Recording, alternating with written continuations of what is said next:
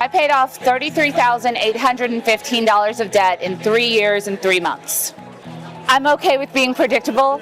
For me, it was the absolute key to getting out of debt was knowing where all of my money was going. Because if you don't know where it's going, it kind of walks away on you. I had lost my job and I had all that debt and I moved to a new city and I was mad. I was so mad at my debt because I would have been in such a different situation had I not had that debt and only had to support myself. So I figured when I moved to this new city, started this new job, I was going to do whatever it took. And all I wanted to do, one, I didn't know anyone, and two, all I wanted to talk about was how I was going to get myself out of debt. And I didn't want to overwhelm my friends or family, so I, opened up my YouTube, or I started YouTubing my journey. And every single video I was like, hey, I have $33,000 worth of debt, here's how I'm fixing it. And people watched me for 3 years as that number went down. And all of my successes throughout it and all of my failure. And it was my biggest motivation, that accountability of sharing that. And I can't imagine ever going back to kind of keeping money like a kind of verboten taboo subject. I'll talk about it with anyone, anytime, anywhere, in the hopes that we can all better ourselves. It fuels me.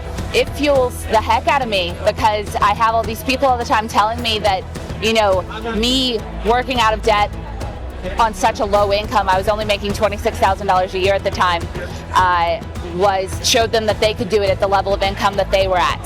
So being there as an example of how to work your way out, even when your situation isn't ideal, it's inspiring to me because I want to keep working my way out and showing that something that might seem impossible is in fact possible.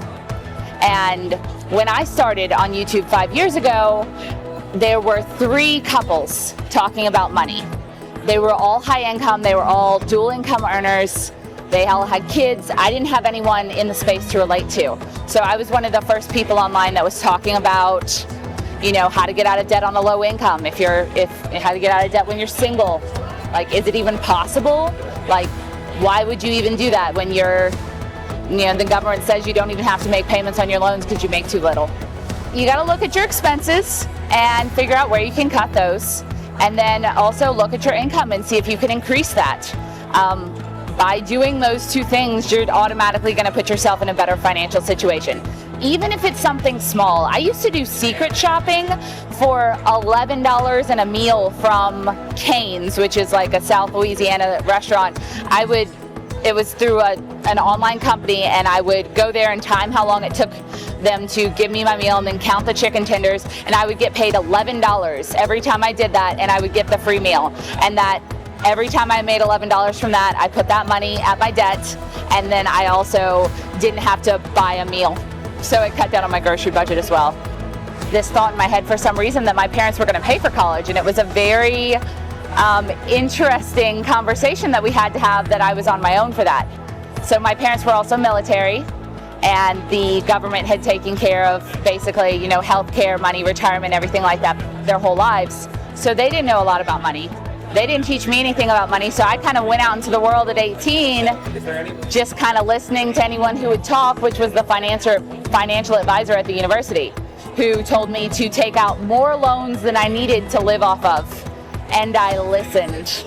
Good financial advice. Yeah, well, they worked for the student loan company, so there was that.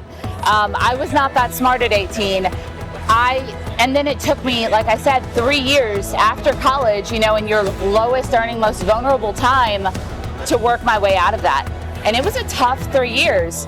It was a rewarding 3 years, but it was a tough 3 years. I didn't get a pedicure, I didn't buy coffee, I didn't do anything but pay off debt for that entire time and, try to make more money.